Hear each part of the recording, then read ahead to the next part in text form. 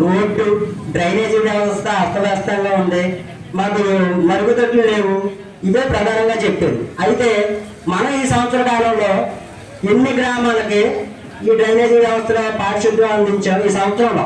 గత సంవత్సరం ఎలాగా చేతులు ఎత్తేసింది, మొత్తం అంతా కూడా పంచాయతీలన్నీ కూడా సైడ్ అయిపోయినాయి. అయితే మన ప్రభుత్వం వచ్చాక వైసీపీ వాళ్ళకి, వైసీపీ సర్పంచ్లు ఉన్న వాళ్ళు కూడా మన ప్రభుత్వం, రాష్ట్ర ప్రభుత్వం నిధులని కేటాయించింది, రిలీజ్ చేసింది. అయితే మన దేవీపట్నం మండలంలో 14 పంచాయతీల్లో కూడా ఈ సంవత్సరం ఒక పారిశుద్ధ్యం లేదు, సరైన వీధి లైట్లు లేవు, సరైన రోడ్డు వ్యవస్థ లేదు. కొన్ని పునరావాసాలకు అయితే సత్యసాయి నీళ్ళు అందించారు, కొన్ని చోట్ల లేవు. ఇప్పుడు ఉదాహరణ చెప్పుకోవాలంటే మన కచ్చులూరు కాలనీ రోడ్డు అడిగారు, మనం ఓటు అడిగినప్పుడే. అలాగే సత్యసాయి మంచినీళ్ళు అడిగారు, అది మనం చేయలేదు ఇప్పటి వరకు. అలాగే చిన్నారగండి కాలనీ 300 ఇళ్ళు అంటే 300 ఇళ్ళుగా కూడా అప్పట్లో తీసుకున్న కాంట్రాక్టులు మోసం చేసి ఒక్క మరుగుదొడ్డి అంటే ఒక్క మరుగుదొడ్డి కట్టలేదు. నీకు భూమి ఉంది కాబట్టి నీకు తలుపులు ఇవ్వకూడదు, గచ్చు చేయకూడదు అని చెప్పి అపోర్ట్ చేశారు. ఇవన్నీ కూడా మనం వెళ్ళినప్పుడు చెప్పారు.